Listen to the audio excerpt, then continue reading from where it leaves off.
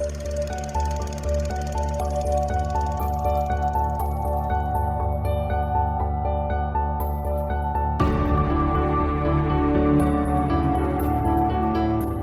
I'm Sophie, and I haven't seen a lot of movies. Hi, I'm Paul, and I'm here to help with that. And we are SP Film Viewers.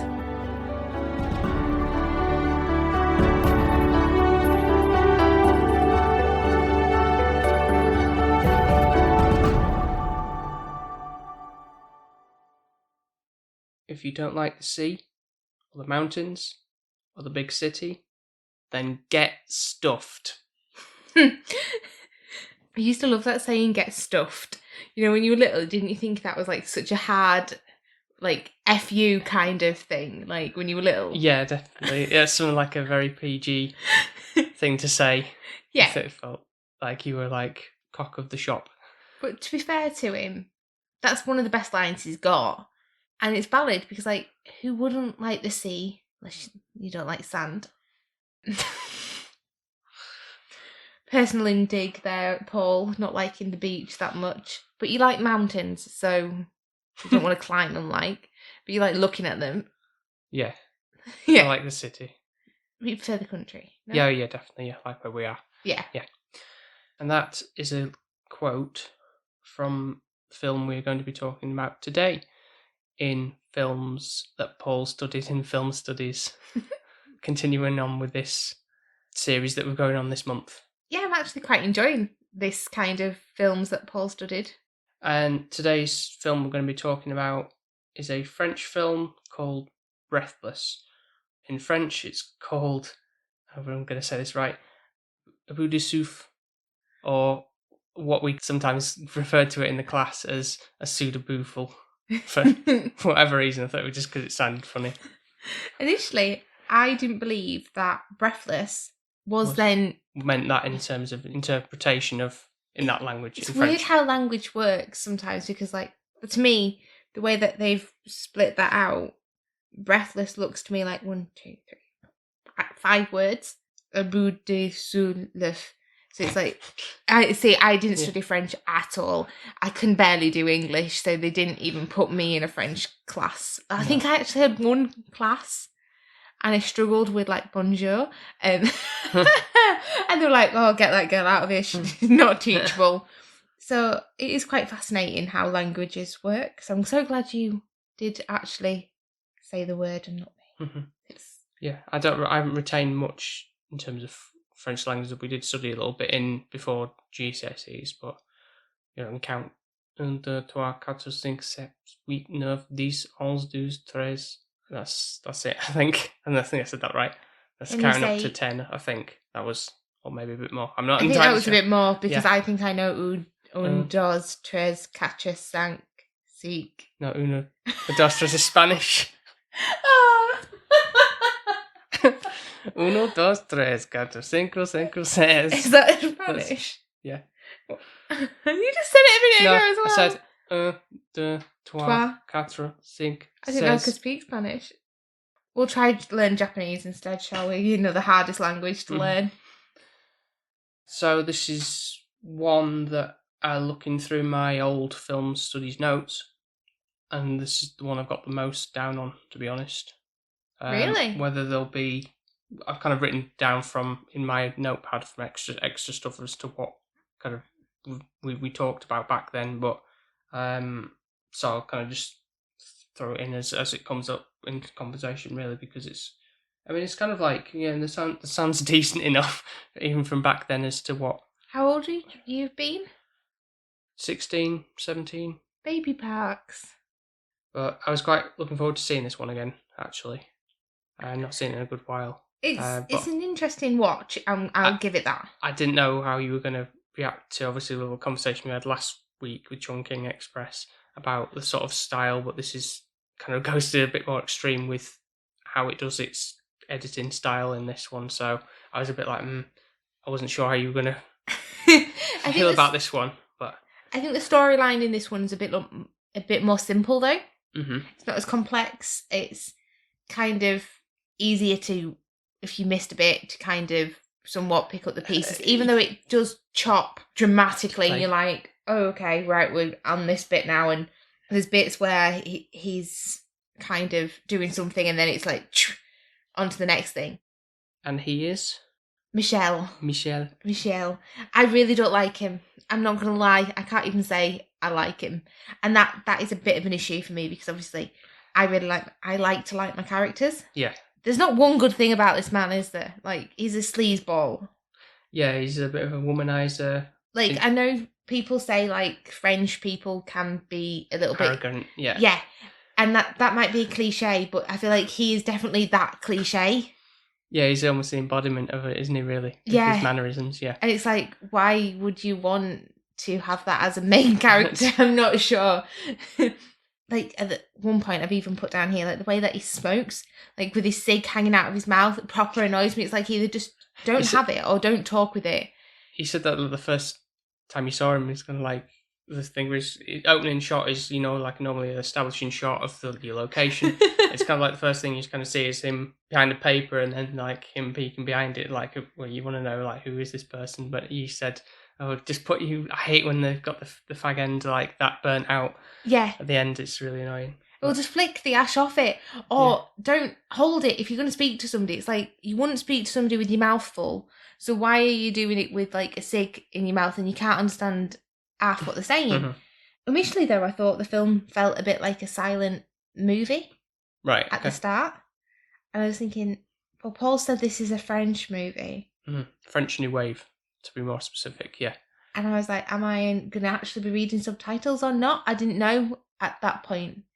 Because it was a lot of, like, pointing and going to the car. It was the thing I noted down. The events appear disconnected.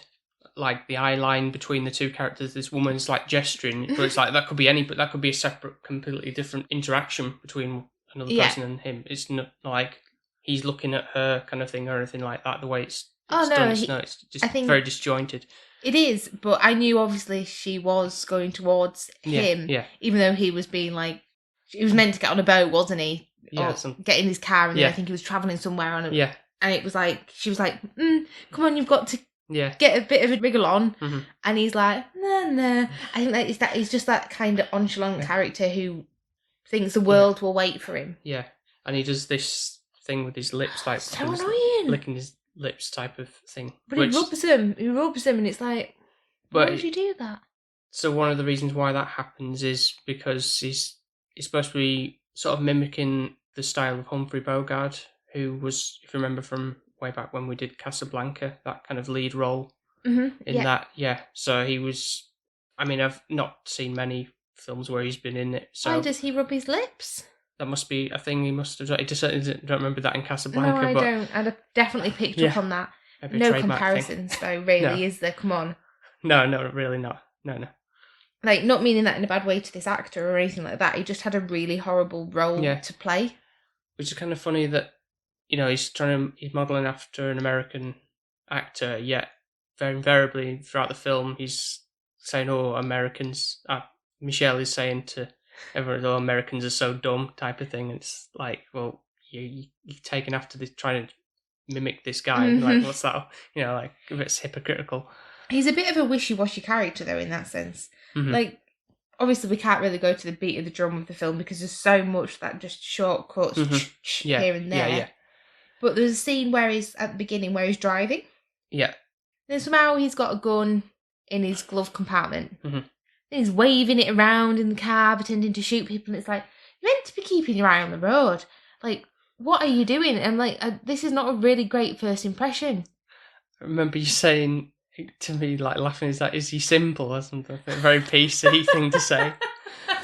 Because he's like, just like, I don't get this character. Like, what is he about?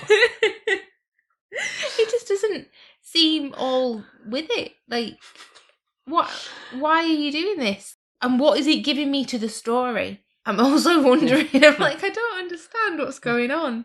No, it's kind of like loosely saying that he's a criminal kind of thing. He like steals this car and everything like that. He's just a bit of a crook and he talks in riddles. Like everything he says is a riddle. It's not like just normal humans talking like we are. Yeah. Like it has to be, if you don't like Yeah, because he does like talks directly, breaks the fourth wall. Again, it was pretty groundbreaking back then to do something like that. There was like, whoa, like what's The he doing? Office. Yeah. Like what's he doing? Where it's more like commonplace to do that kind of stuff now. So this kind of style, even to the extent the editing, the way it's like these hard cuts, you can see in the course of films that you might have today. Maybe not in such a jarring way, but in terms of like you might be playing some music and the characters dancing something, and then suddenly hard cut to something completely different. Those kind of things. So it's kind of like very influential in that sense. Mind the hard cuts. It feels like you're watching short episodes of something. So like a TV program, and you've kind of got a bit, and it's been like, all right, cut, and then you're picking off somewhere else. The film was actually initially supposed to be 2.5 hours long.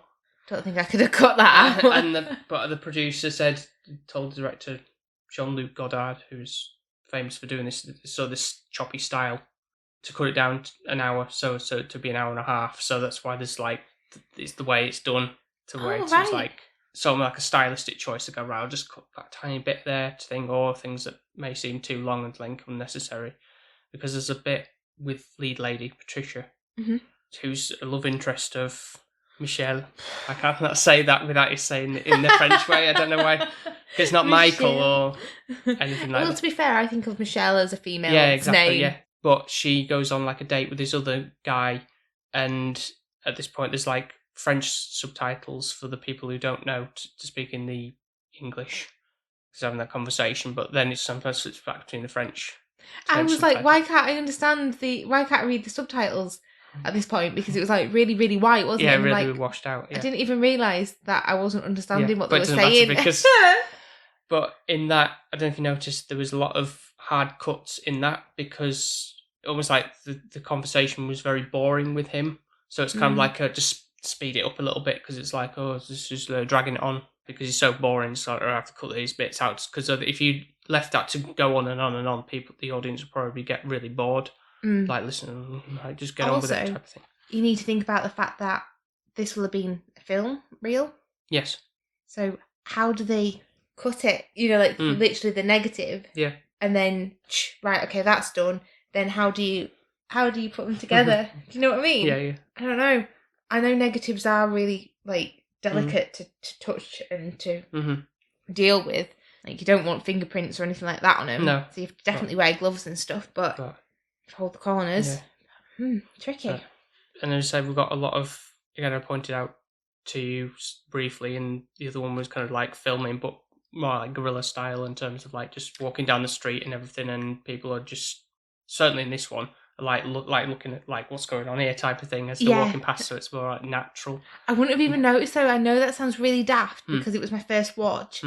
I wasn't really looking in the background as such. Yeah. I was looking at the main two characters as to what was going on. Yeah. If you hadn't have said that, I don't know if I'd have picked that up. But it does make it more interesting and appealing, because it's like, even at one point somebody asks Michelle for like a light. So that's probably like a genuine question. Probably like he didn't even know this was being filmed, and he's kind of like just walking down the street type of thing. Yeah. Like that. Genuinely, can I have a light, please?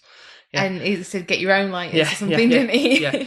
So again, there's sort of that improvisation, I think, as well, probably on that, because it was almost like he was almost like he was going to go, sure, I'll give you a light, but then it's like, oh, you know what, forget it, just carry on. We're kind of filming here, so just get lost type of thing. But I think as well, he was trying to be in character, because like Michelle would not be like, oh yeah, sure, no worries. Yeah, no, he wouldn't. So there's that part of it too.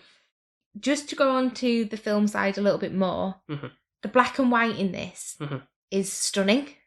There was a lot of white within it, which I think really, really helps the black and white, because it's got the contrast.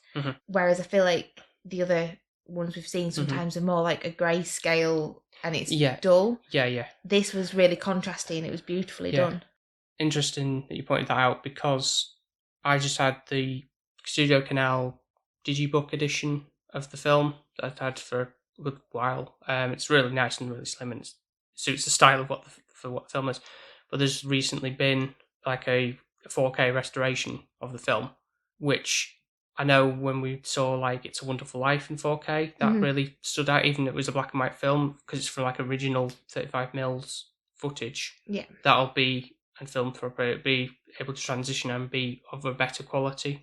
So I was like, I was toying with the idea before we were talking about this, whether to get it in or not. But I think after seeing it again now, I'm thinking, yeah, I probably would actually get it in. Yes, it would benefit from. Yeah, it will highly definitely. Yeah. It will improve it by far. I do think though, just the lighting in general, because it's more outdoors as well. Yeah, it's yeah. not inside. You're getting those kind of colours, so you'll see it even more so. Yeah, the contrast. Yeah. So going back into the film. Yeah. Certain things I've put down, like for example, he went in and he ordered some food, and this was like a really hard cut. So he ordered some ham and eggs for only £1.80. Well, Francs. euros. Yeah. Whatever they Obviously, were. conversion rates have gone up severely since the 60s. Yeah. Yeah. I was like, my God, that is cheap. But then you don't see him eating the food, and it's like he goes back and to this other lady trying to get money off her, but pretending he doesn't need money, and then he steals from her. Yeah, pretty scumbag move, really. Again. Yeah, just trying to look good, but yeah, it's okay, but then just like if you need some money, just be honest about it. Don't steal from me. But clearly, that's the character. But then you don't go back for his eggs and ham, and it's like, well, you strapped for cash. You've just ordered and given your money away for some food to come, stolen something from this innocent woman, and now you're not eating your bloody food. I'm like, there's people in Africa here that deserve this food, and you're not going back to your food. I'm shocked. And appalled. It's rubbish. He's a horrible character. I don't know why you thought I'd like this film. His morals are way wrong. What did you think of the character of Patricia? I felt so sorry for her. I was like, how is she putting up with this man? Like, she seems like a well-to-do character. She doesn't need this nonsense in her life. Like, just cut the cord. Like, what is it that appeals? Yeah.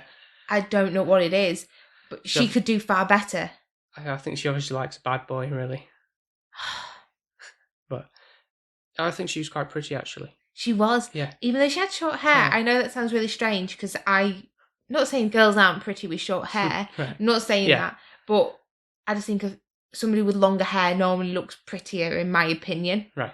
But I think for her face... Something about her, yeah. There's something about her. It's her face. It's literally the way her jawline is. It's her cheeks. She's got a lovely smile. Really, really nice. And even Michelle actually said that on Portrait. That she had, yeah. And she smiles. She's beautiful. And he was right, actually. But she's a New Yorker, isn't she? She's not actually... native to France, yeah. But is she? What do you mean? She speaks fluent French. She might actually be a French...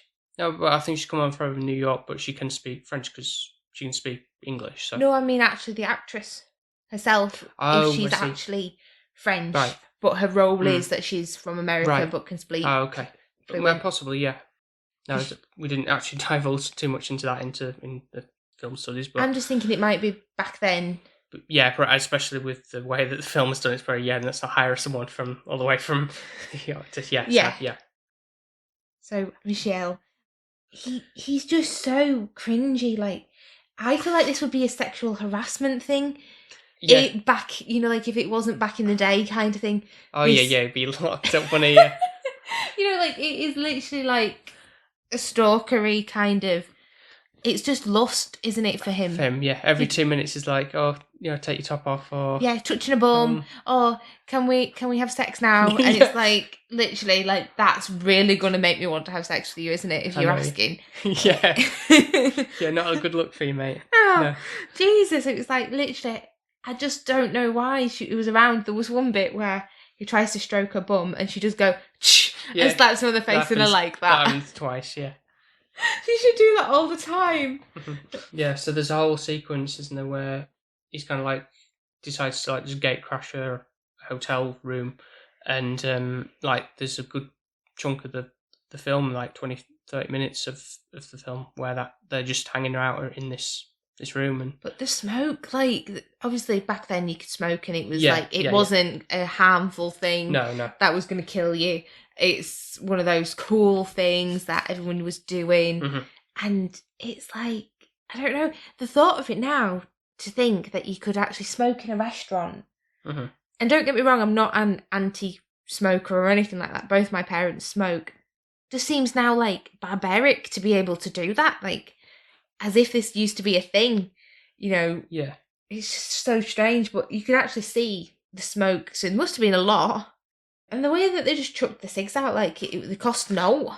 I know they kind of invariably like just like chucking the matches on the floor. Whatever, like, well, wasn't that like a fire hazard or something? Or like, what? There's these fag ends just lying on the floor. Like, what's that? Also, I don't think they were smoking properly.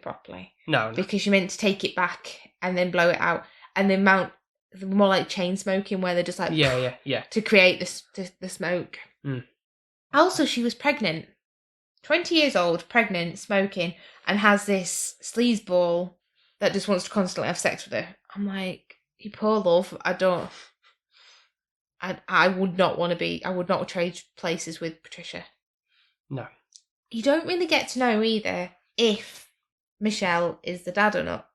You kind of see her working it out, and I think she thinks, "Oh, I'm clear. It's not him." Yeah, because I think she's mentioned that she slept with other people as he has done as well, and he kind of said, "Oh, they weren't quite as good as she was, or something."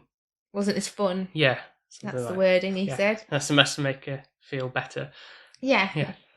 Even though when she said she was pregnant, didn't he say she was stupid, or like it was her like, why were you so silly or something? Like, yeah, why weren't you careful or something? Was like you're part of the problem there, mate. Excuse me, like, what do you mean? Like, it's the thing that comes out of the men that, you know, causes a woman to get pregnant. So how the hell was it her fault? She should have worn a diaphragm. Was that even a thing back then? Yeah, I think it was. Yeah. So I don't think the pill was like a regular thing. I don't know. But there's something easily accessible for a man to do than a woman. Back then, at least. And he could have done that. But then she could have been persistent and asked for it to be done. So, both at fault, really. Yeah. So, it's kind of a weird love story for me. You can kind of see that this romance is kindling. Yeah. It's like, oh, it's black and white, it's subtitled, it's nice, there's a love romance. Patricia does like him, generally. I think there is an appeal. But what is strange is I don't want them to get together. It's like they've got the chemistry there, obviously, clearly, which works in their favour for driving the story along. But yeah, it's kind of like, you don't really want her to be with him. It's almost like I could be a better person to her than he's to her type of thing. But it's like if Patricia was your daughter, and she brought home Michelle, like. Like, you want a nice man, don't you? And he's just not it. He's so selfish. He's so self-absorbed. All he cares about is himself and getting his end away with some woman. Just obviously going something in his pants. He's definitely driving his actions all the way through this film. Yeah. So he's a bit of a dick, really, isn't he? There's a lot of... I mean, they don't mean a great deal to me, to be fair, but a lot of, like, film references throughout the film. They like movie posters and other stuff going on. There's also slightly off topic. Is it like I noticed in the background there was like, have you heard of an artist, like an actual artist painter called Paul Klee? No, but I saw Van Gogh in there. So there might be some other paint references as well. But Paul Klee, I remember doing in art because of the way there was like some shape patterns things on the wall that she had scattered around in this hotel room, which I kind of found a bit odd. That if it's a hotel room, why is she putting posters up? Obviously staying there for the long run, isn't long she? Term. But yeah, I think it's obviously the directors seemed very passionate about films, that he wanted to include these kind of film references here and there and all that stuff. But I just wondered if, like, by today's standards, if there was a film that did that so in your face, how would that come across? You know, like if some film was referencing like a lot of Marvel movies, for example, in like something, or how would that come across a bit cringe, or possibly? It depends on if they OTT'd on it, doesn't it? Yeah. No, I know what you're meaning. It has to be a delicate-ish touch to it, which this does have. Like, it's really subtle with its backgrounds and stuff like that to make you not really realise it's there. Yeah, because they talk about, like, you know, let's go to see a movie and stuff, and they do at one point, don't they? And they go to... There's another film that I'm trying to think of, and it's an older film that does the same thing. That yet again goes to see a movie, and you kind of get the movie part within. You're watching part of the movie while they're watching the movie, and I can't remember what the film is. Unless it is The Notebook. I don't know. I think there's a few Couple that do examples of that. films that do that anyway, but Also, I've got a couple of questions. yeah. So, Michelle says the worst flaw in somebody is to be cowardly. Yeah. Why is that a flaw? Because he, as a person, is he's not cowardly, and he's only got to be strong to have a good personality. You can't be shown as weak. I think that's not a weakness. If anything, it's his weakness of not being that, because that's where he's not being sensitive and he's just being bold and brash and too assertive to not care about others. Yeah. Although, to be fair, he's kind of cowardly because he's technically running away from the police. Yeah, another question. Why is he a wanted man? Because he killed the policeman. Do you remember in that early sequence he stole the car? Then again, it is kind of hard to tell because of the way that it's edited in that way, but it's kind of like, because the way the angle doesn't really make a great deal of sense. Is that when he's waving the gun around? Obviously, he stops and pulls it into a lane because there's some police coming, and then this policeman comes along and says like freeze, and then you get like a shot of the gun, and then there's like the bang bang, and then there's someone falls over in the I completely forgot about this bit. I'm not gonna lie. I'm looking at you like this. In the shrubbery. This is a whole new movie. Because that would mean if had to have turned around at that point to have been shot that way. Because if Michelle was getting his gun ready, he'd be facing the front way, but it wasn't the way that happened. So it's a bit confusing. And then you see him running across the field away from. Yeah. So that's at that point. I did wonder why he was a wanted man. I completely forgot because that's in the kind papers, of it says like he killed a policeman. I didn't read it. I just saw his face. I was like, oh, that's him. No. Because this is where you kind of get to a part of where you've got the romance, but then you've got this other kind of side story where he's a wanted man and people are looking at him a bit shady. Mm-hmm. And this is where it tests the relationship a bit deeper within it as we're going along. Mm-hmm. Also, I've stated that the soundtrack's annoying. So annoying. Well, I'm going to say, since watching this, I've had this going on in my head these past couple of days, which is not a bad thing because I do like as daft as it may sound, because obviously it's kind of using the budgetary restrictions of just using the same sort of musical cues and everything. But it's kind of like the theme of the film. So we in class always did the every time we were talking about it. But it's kind of like, it's a bit jazzy and kind of like improvised, sort of like the film is in a way, like the tempo of stuff like happening, kind of stuff like in sort of intense scenes, if you want to call it that, when it's kind of like stuff coming that's quite busy. So it kind of reflects on that in a bit way. So I think it's quite effective the way it does that. It is. It is annoying though. It does come up a lot, and it reminds me of the California Dreaming. Yeah. I think I prefer that one. I think at the moment. Okay. I think just because I know the song, so at least you can sing along. Right. Whereas this is just like a trumpet, isn't it? And it can get. It's clever the way they've done it though. Don't get me wrong. I'll give them credit for that, but I feel like if they could have a little bit more room to have other musical pieces, then I think they would possibly have gone for that if the budget would allow. Yeah, I don't know. It'd be interesting to know how that would have worked, but then how sort of successful it would in how it would have turned out. But again, there's a lot of natural sounds that you hear. There's like, again, when they're in the hotel room and then Michelle's talking, and you can clearly hear like cars going by and everything, and it's quite noisy. So it's like, he's continuing talking while this is going. It's not like cut in that way. It's kind of just like, just keep rolling, just keep rolling, just keep rolling. It's raw, isn't it? But it works. It works. So there's the part at the end, or near the end, where Patricia like tells on Michelle to the police, and there's that part with the it's kind of like a long take where the camera kind of like circles around her in this, wherever they are, the building. Which I kind of think, or I had down in my notes from back in the day, was like how it sort of like portrays restlessness of the character. Yeah, no, I didn't even think about that.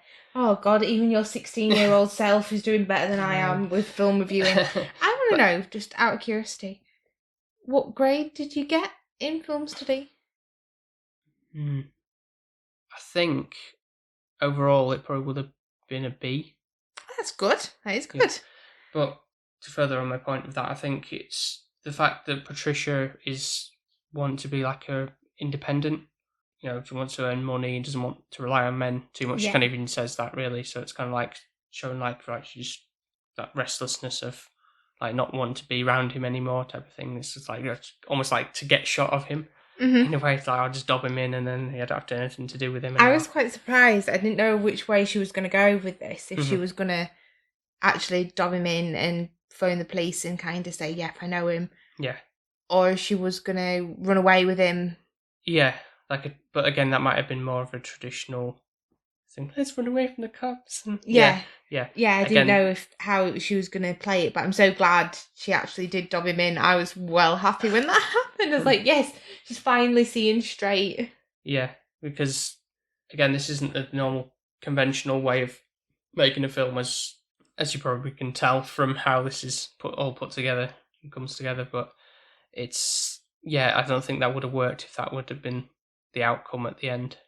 It made it more interesting, didn't it? Yeah. Because you don't really expect her, because you can see that she's quite fond of Michelle. Yeah, she states a couple of times, but it seems to be that back and forth with her, thinking about like, oh, is she interested? Is she not? Really? But I think she's playing hard to get. Yeah. To appeal to him. Yeah. And I think men like that like the chase, and once the chase is done, they'll get bored and they want to chase something else. That's what Michelle's like.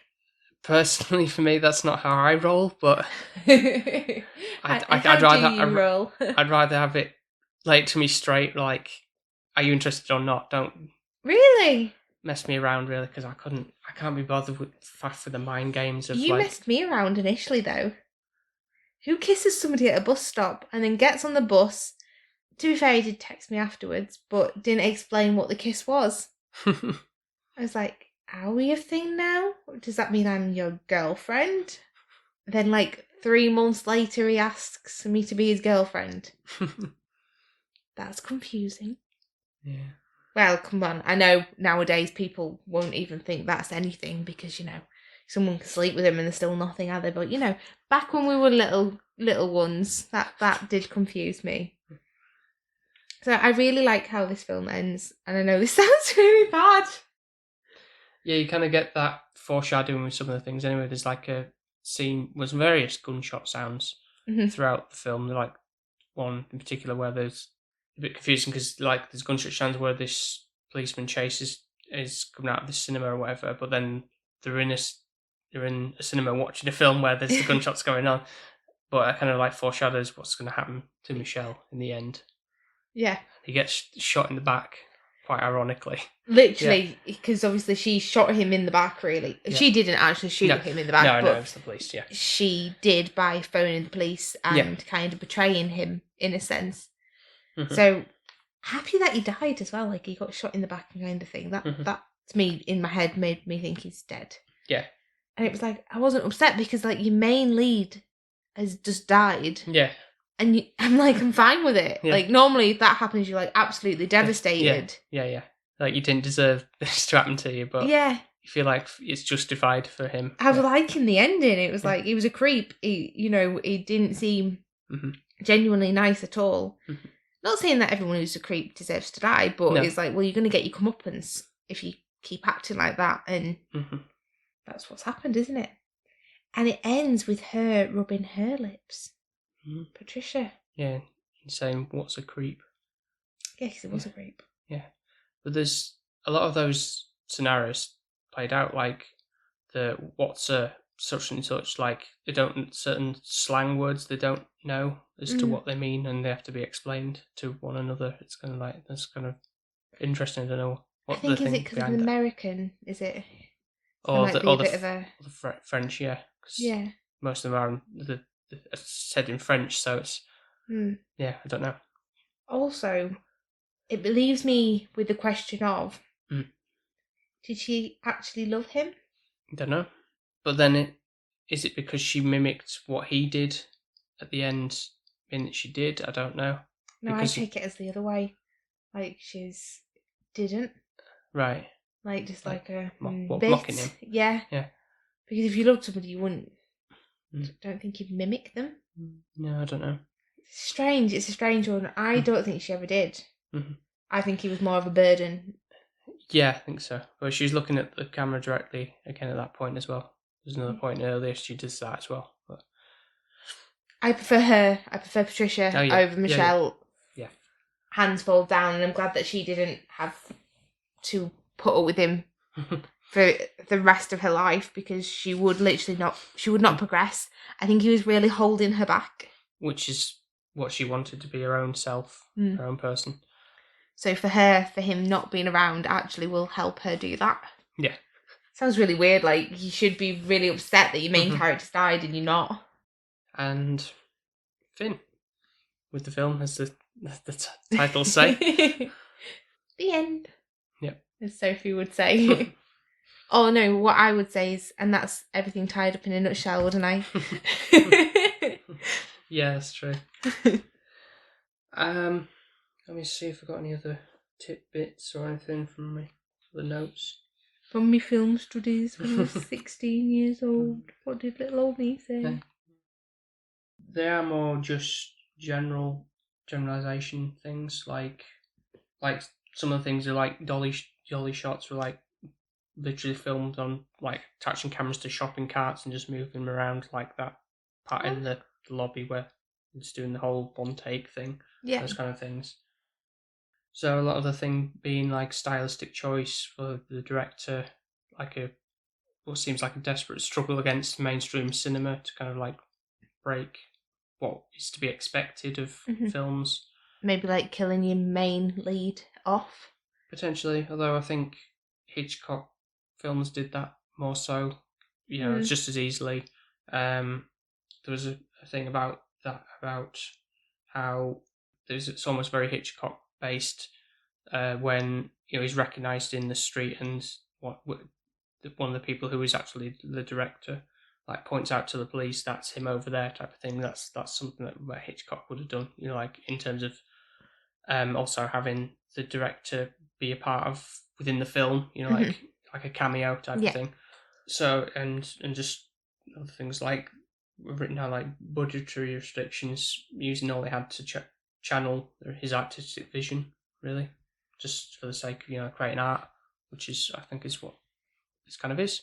Really. It definitely is artistic. I will give it that. Yeah, it's definitely not mainstream. Any Joe blogs would be like, "Oh, what is this? What am I watching?" type of thing. But am I not a normie anymore? Maybe not. I don't know. Because, like, literally, we were looking through chick flicks the other day, weren't we, to try and figure out what films I want to do for my birthday review, which is ages away, but we're trying to get a bit more stringent with us organising the station. Yeah, especially as we are...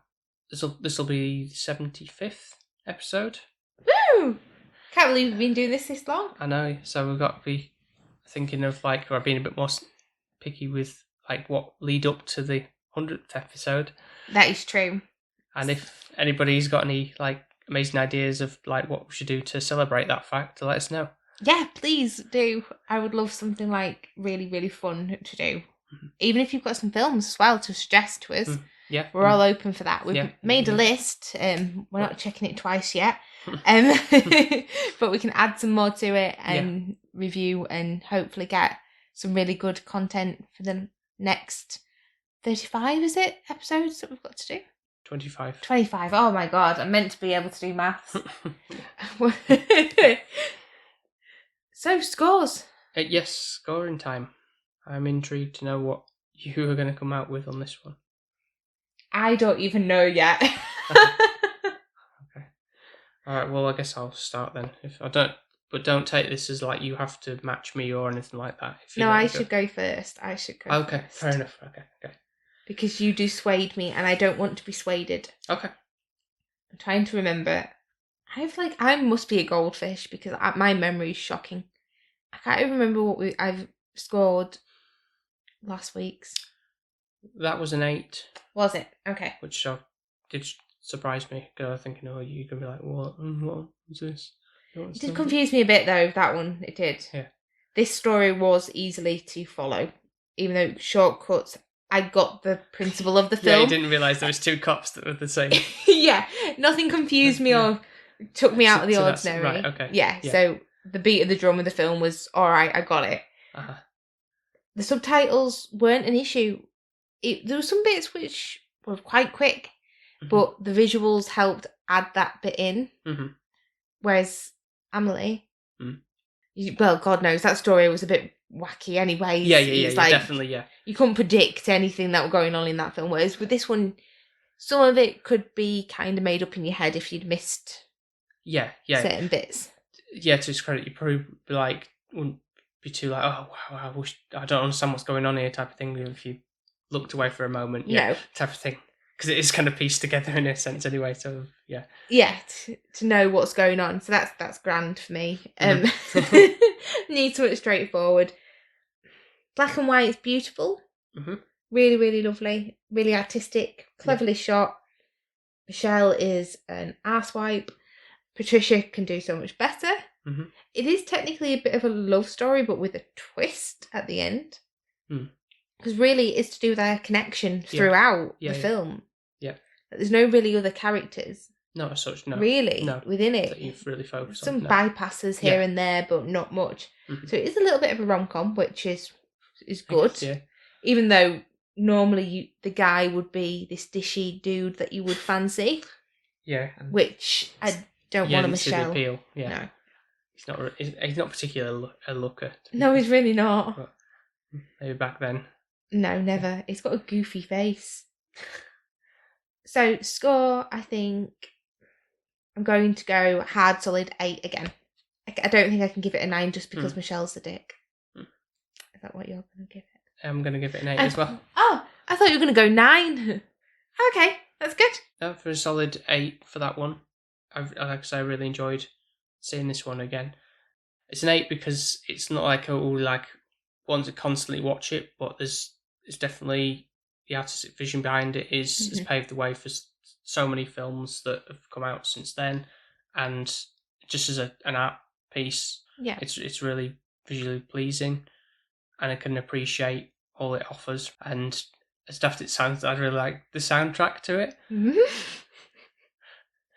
Do you want me to buy it for you? Well, it comes with this this 4K one comes out with this like a vinyl. Of the soundtrack. What, just the boom boom boom boom boom on a loop? No. The different takes, there's different musical styles of that within the film. It's not just that. I could just do that noise for you if you want, and it'd be a lot cheaper. But I don't have much else to say on that really. It's kind of just definitely really great. If you want to go and watch it, people do. It is brilliantly great. I think it's one of those things, though, you'd have to have a love of film. Like the director clearly does. Yeah. And taking his own path with it, really. But if you want something very, very different and to see how the French do it, I suppose, I don't know. This is the French New Wave movement that was very big back then. And if especially if you like black and white films, then by all means go check it out. Yeah, definitely. So thank you all for listening. I hope you've enjoyed our episode. We've got one more film, I believe. Yes, and this one, I'm very excited to know what you think about this one. I know I'm really excited to be revisiting this one. Wow, your face is lighting up here. Yeah. I know, precious Sophie. Yeah. The film is called City of God, which is a Brazilian film. Oh, Jesus. Is it going to be really hard to read? They talk really fast, don't they? I don't know about that, but you should get something out from the storyline. It's a very hard-hitting storyline.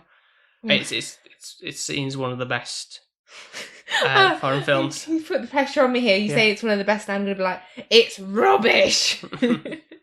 So we shall see what Sophie makes that next time. But in the meantime, guys, thank you for listening, and be sure to check out all our other episodes, including the ones from this films that Paul studied in Film Studies series, on Apple Podcasts, Spotify, Podbean, and wherever else you might get your podcasts from. And of course, as always, you can reach us on the social media platforms, Instagram, Twitter, Facebook. They are under the handle SP_film viewers if you want to reach out to us on there. Yeah, definitely leave us a little comment or a like. Suggest some films that you might want us to review. Any feedback or anything like that's definitely always appreciated, isn't it? Yeah. Also, if you'd like to support our little podcast, you can always buy us a coffee on our Buy Us a Coffee page, which is, you'll find that in the show notes and the link in our bios on the Instagram and Twitter pages. If you want to be generous, Yeah, then we would appreciate it. Yeah, or simply just leave us a nice review on one of those podcast platforms. Be great appreciated. Thanks. Thanks. So, with that being said, thank you very much once again, and we will speak to you next time. Speak to you next time. Bye. Bye.